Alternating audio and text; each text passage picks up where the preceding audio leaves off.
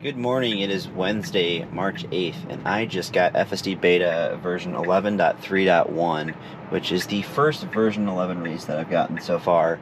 And this is the first one that was with public testers. So a few folks have gotten this. This is my very first drive, so don't know what to expect so far. One thing I'll call it right off the bat, you see a stopping for stop sign message up here now. I do appreciate that, because sometimes it would kind of say before, like, you'd assume it's stopping for that, but it would be no message there. So a little bit of ice this morning, it looks like, around some of the snowbanks here, so I'll be kind of keeping an eye on the driver controls there. But that piece back there, I'm going to continue to report that one. It's a very minor thing, but it does hesitate too much there. There's never a car coming out of that driveway, but it treats as if it's like a street and it should wait for traffic. And right there, there was a space there. Obviously, we could have driven through, and the car kind of came to a complete stop. Nobody was behind us, but I'm going to report that as well. And then just fix my nav here. 1 second.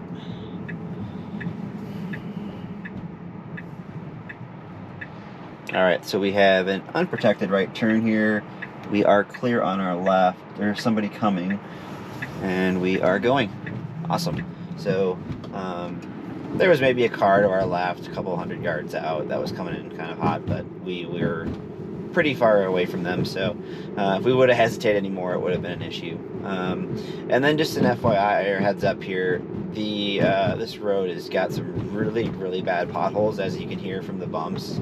I feel really bad for my suspension that it has to deal with this road every day, but yeah, thanks Minneapolis. But if there is some bad potholes up here, like towards the end, if it does put us on a path to run over those, I will more than likely disengage, because I want to save my wheels and tires, but I'll call that out. So this section, depending on how far up we are, I think maybe in another half mile or so, it gets pretty gnarly, so just wanted to give you that heads up. But you know, so far so good. I'm gonna definitely not fast forward through the highway parts today on this drive. I did this drive a few months back when I was going to the specific site for a customer, and I have another customer at the same location, so should be a pretty good comparison. The city street portion last time I did this drive was a bit shaky, right? We had a couple left turns that were, protected, but there were no lines when you were making that turn, and the car had some interesting behavior there, so I'm hoping to see some positive changes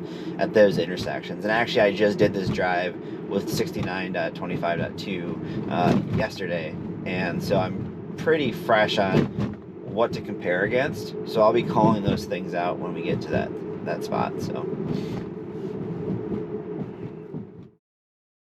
I'm going to disengage here. There's some pretty big potholes here in the middle, so you almost got to drive down the middle of the road, it seems like, around here.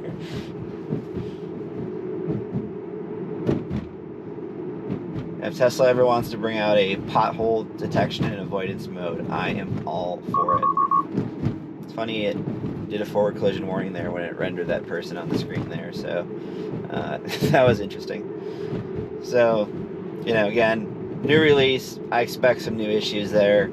It's maybe because of the NHTSA recalls, they're making it even more cautious around pedestrians. Honestly, I've never thought that was an issue for FSD beta. It's always done a really good job of being cautious, especially around cyclists. So I'm not sure.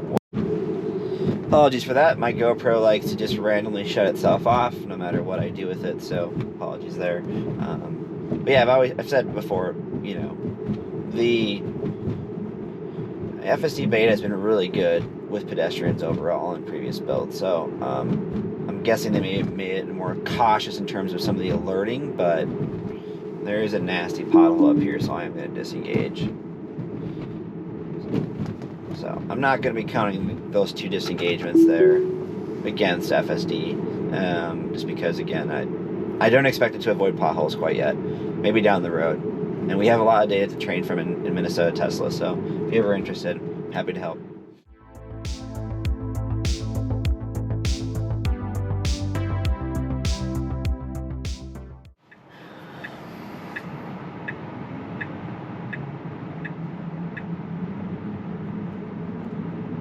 I'm not sure why it issued a turn signal there, even though we were going straight.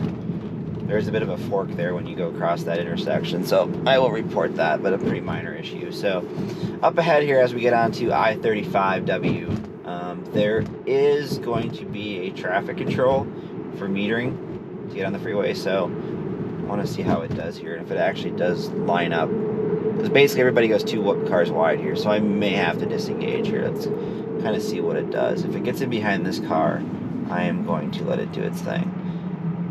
Yeah, so it's not going to, it looks like. So I'm going to just take over here.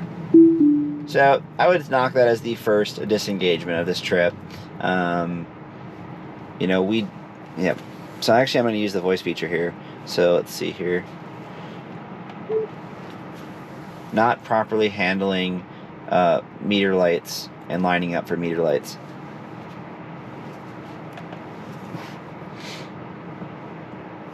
So I'm going to really appreciate that feature if Tesla actually uses it the way I think they're going to. So this is something that FSD has never handled to this point, so I'm guessing that'll be something they'll add down the road. But we love to put one solid lane in terms of markings for these entrance ramps in Minnesota, but we don't like do a dotted line or anything like that.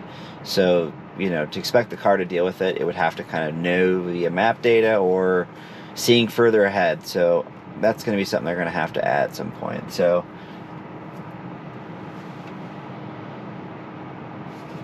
all right, so now we are on our way again. So I'm going to re-engage it here as soon as I get. There it goes. All right, and I expect this to be on FSD now for the rest of this trip. So this is the first time I've hit the highway with it, so I'm very, very eager. I do a lot of highway driving for my work and everything, so I'm really excited to see how it does on the freeway.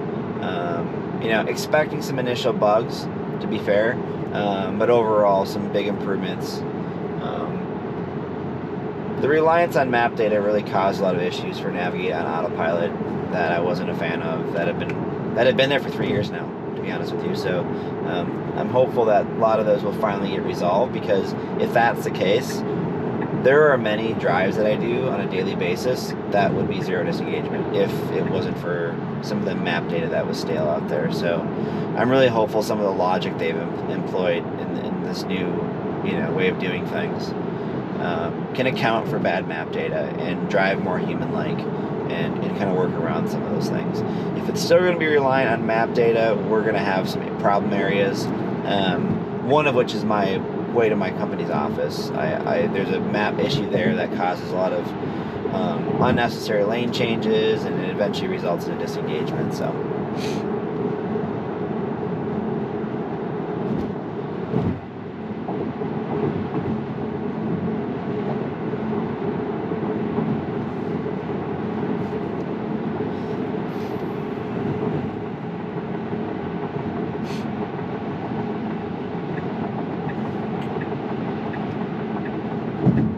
good job with the lane change there, and I love the reasoning of why it's doing what it's doing. It's something I've asked about for a long time now. Explain what you're about to do, you know, and they're putting the text in bigger font, so it's not in the bottom left like it used to be in those little messages. It's very clear at the very top of the screen.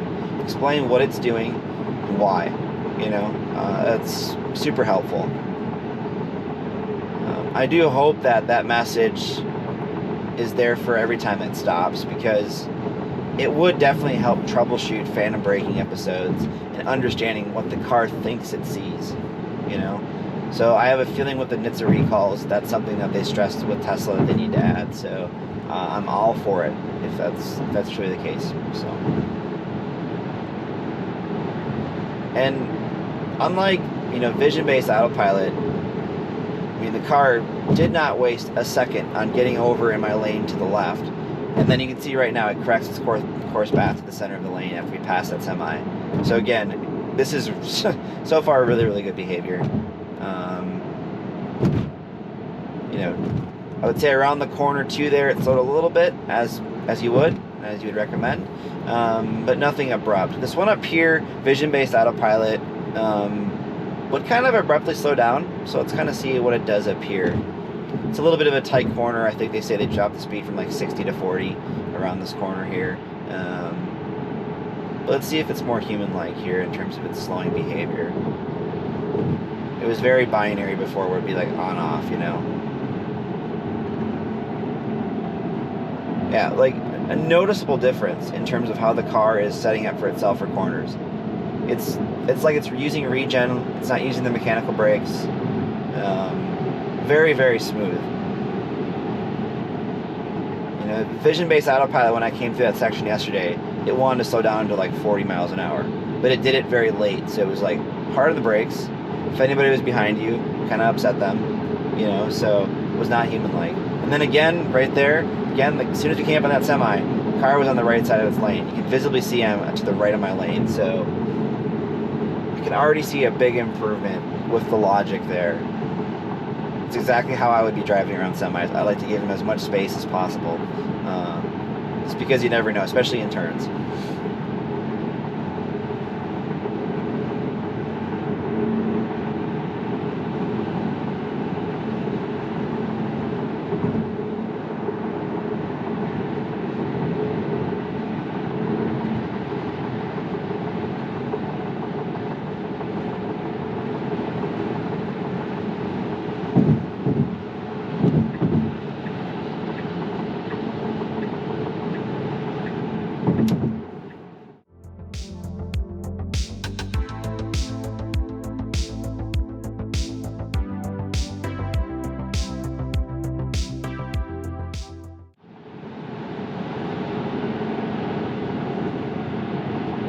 A little bit of slowing there for that car that kind of cut in front of us there, but again, nothing abrupt.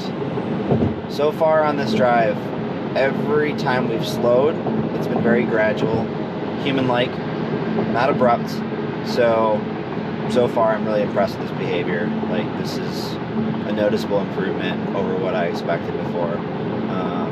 In terms of just how it's handling, you know, input control and things like that. It's been pretty impressive so far. I hope this continues.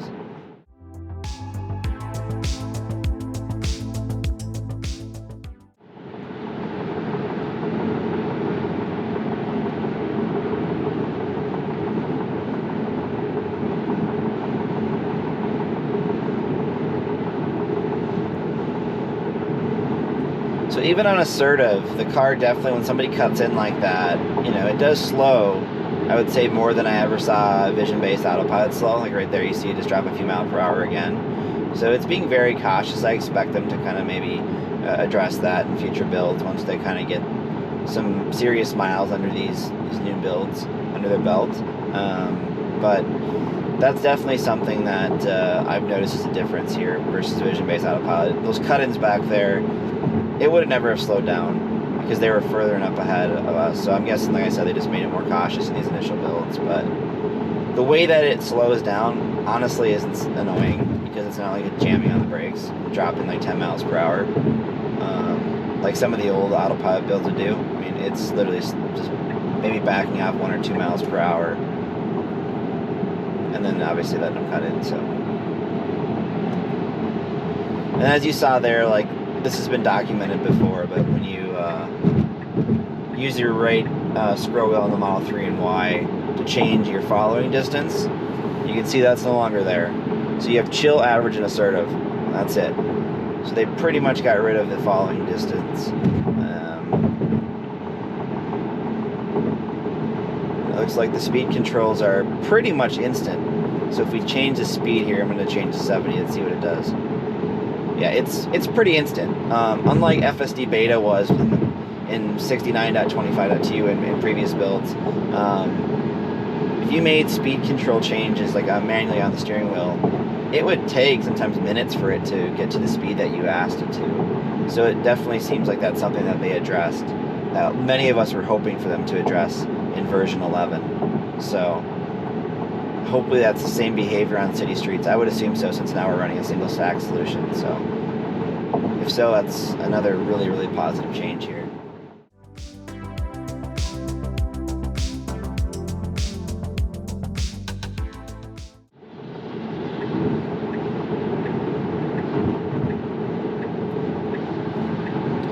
Alright, we are getting over here as we're going to be entering 494 West here off of 35.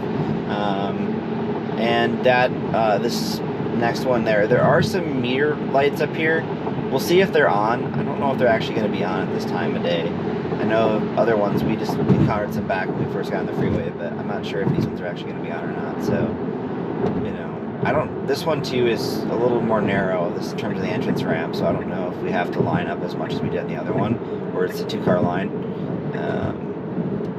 Yeah, it looks like the meter lights are off, so this shouldn't be an issue actually. But if it was, you know, lining up and making 2 lines essentially is something that they'll have to add logic-wise. Great detection of those lights there, not one bit of slowing for those flashing yellow, so hopefully some improvements with detection of flashing yellow there. Great job handling that merge. We didn't have a lot of time, but the car was properly assertive. If that was navigating autopilot back there, it would have hesitated too long and maybe put us on the exit ramp there, which would definitely not have been what we wanted to do. So again, more good behavior. And then when we merged over to that lane there, we stayed inside the right portion of that lane, away from the semi again. So they're handling the behavioral changes they've made to handling semis, detecting semis properly, is noticeably better. Like, night and day difference. So I'm really, really impressed with what I've seen so far in that regard. That it's such a small but big change when it comes to safely interacting with these big vehicles and how I personally feel comfortable driving around them. Like I said before, I want to give them as much space as possible. So the fact that FSD is mimicking that behavior is spot on.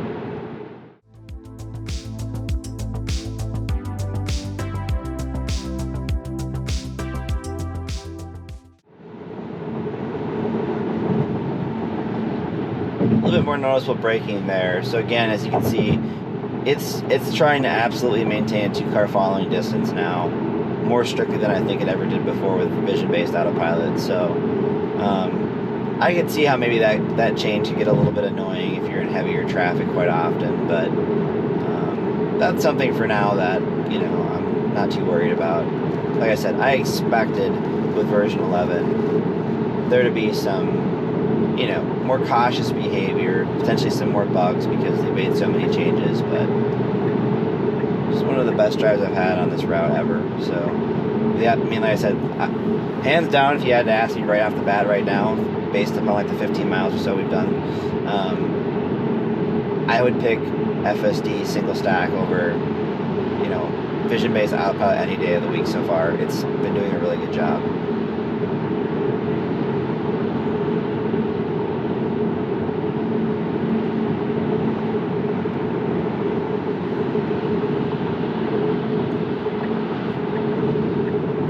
We are now getting over here as we will be exiting I-494 West and hopping on 169 South. So our final destination today is the Shakopee, Minnesota. So this will be our last highway transition here. So this is really the second one we've done so far.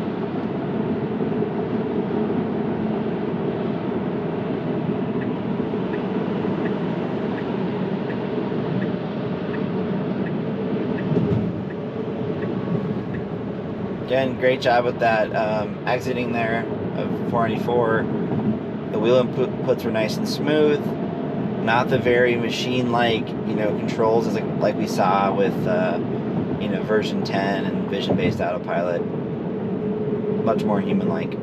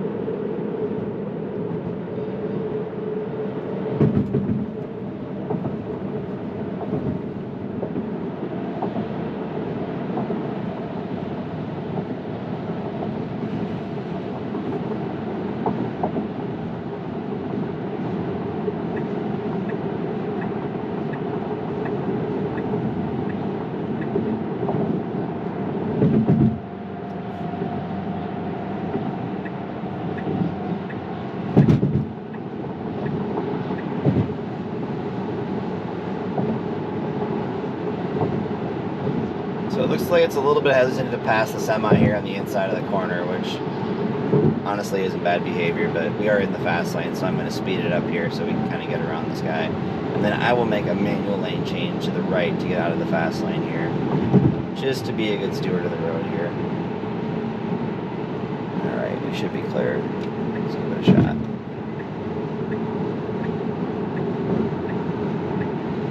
Again, the other thing I want to comment on, the visuals here are just dramatically better than what we dealt with previously with version 10 on vision-based autopilot. So again, a welcome change. And as you see here, the frame rate's been pretty good. It's not been dropping any frames or been laggy. And this is MCU2, so like this isn't the latest and greatest hardware here. So I did cancel that lane change there. We got some cars coming up on our left here that I want to let by, and then we'll let it get over here. Nice to see that the double tap of the speed limit sign also is still working. So that would obviously jump to your offset. I know that they did get rid of the speed limit based offsets that you could set before, and now it's only percentage based. But honestly, I think percentage based is safer in the way to go anyways, just because obviously doing 10 over in a 30 mile per hour zone is a lot different than doing 10 over on the freeway, right? So I think percentage is safer, and I'm kind of glad they made that change. I can't imagine somebody trying to set the speed limit to be like 10 or 15 miles per hour over in the slower zones. Most of Minneapolis is 25 or 20, for example. So that's a big difference, especially when you got a lot of pedestrians and stuff around. So again, a good change they made there. I'm not sure if NHTSA was involved with that one, but overall it's the right call.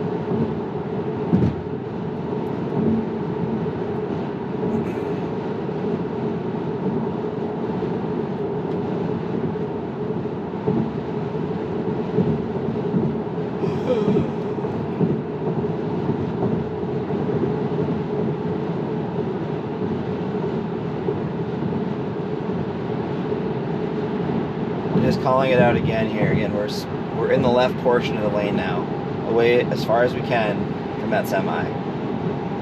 This is super impressive. I know that code was in version 10 to some extent, but honestly, it rarely works for me on vision-based autopilot. So the fact that it's every single time we've come up on a semi is a noticeable change, and one that again I'm very happy about. So one setting I'm going to look at changing here, I don't know if it's, yeah, they basically got rid of that option, it looks like. Interesting. And I'm getting yelled at by the cars.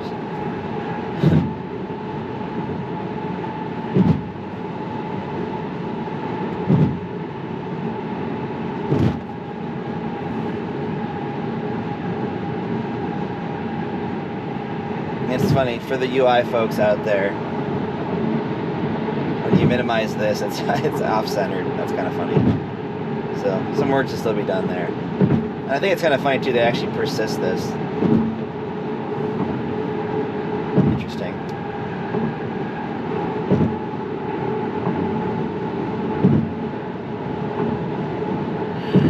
When we get parked here, I'll have to take a look to see, but I didn't see any options for exiting the passing, or the passing lane here. We're kind of definitely hanging out a little too much than I would like to see in the passing lane. I would have preferred, once we got over past the traffic we needed to pass, that we'd get back over to the right, but it doesn't look like it's doing that. But our exit here is about 3 miles up, and there's really nobody breathing down our neck, so I'm just going to kind of let it do its thing here, and we should be to basically the end of this route here in a few minutes. So fast forward and see you there.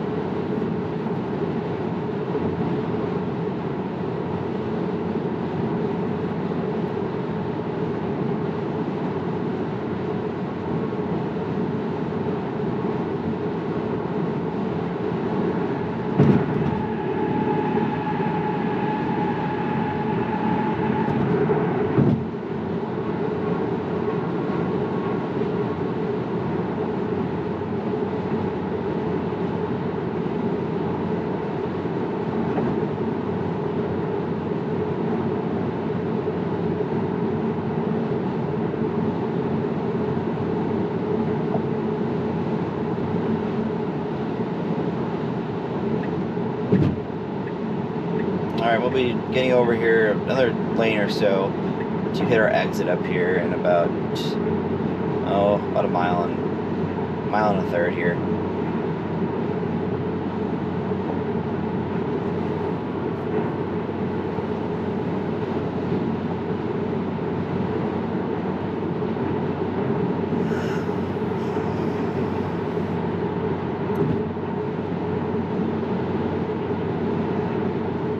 One thing I've noticed is it definitely doesn't like to get, you know, in the rightmost lane before exiting the freeway early.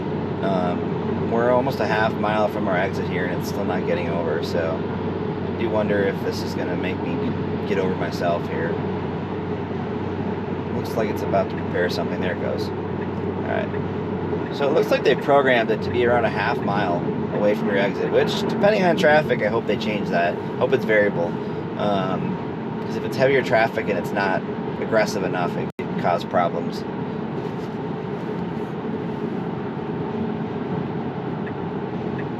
Alright, so we are now exiting 169 South, and this will be it for our highway portion of this drive. Overall, very impressed.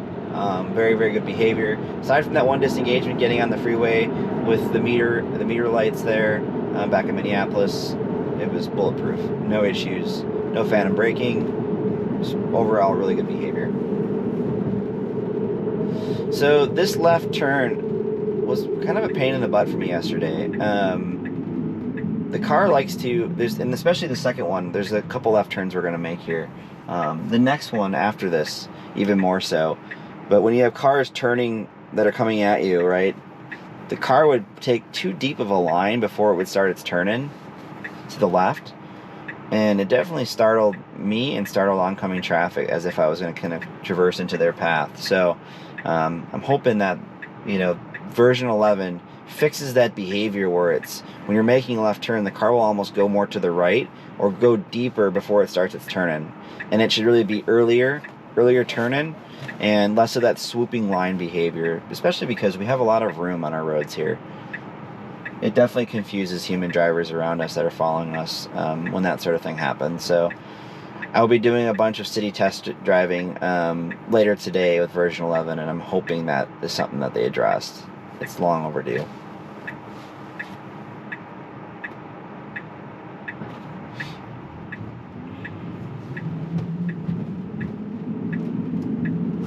Looks like it kind of picked the wrong lane there. I'm going to let it figure its thing out here and see if it figures it out. Alright, so it's definitely figured out it made the wrong lane change there. It's to be expected. You usually don't have a turn lane right after you make a left turn like that, but that's how the streets are laid out here, so. Somebody jammed on the brakes back there. That was interesting. So I did report that behavior with the missed turn lane there. I'm sure they can study it. Again, it's kind of tough, but they'd have to pick up those lane markings pretty early and or rely on map data for that to, I think, be a bit better. But as long as it figures itself out, it did so in a safe way there. So, and this was the left turn that I was talking about at the previous intersection.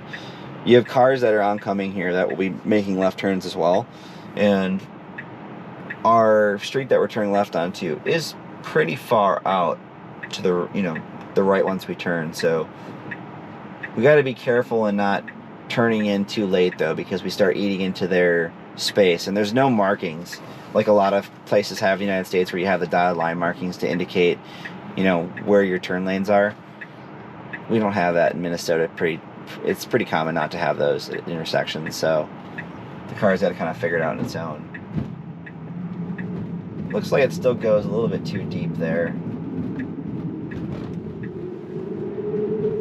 I'm going to report that just to see.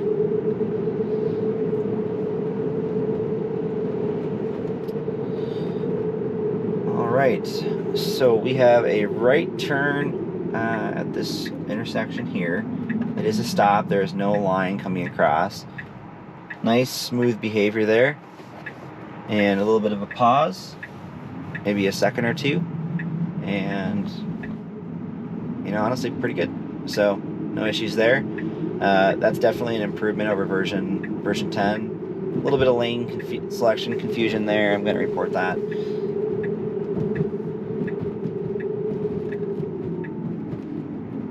right, so do not have a stop sign here.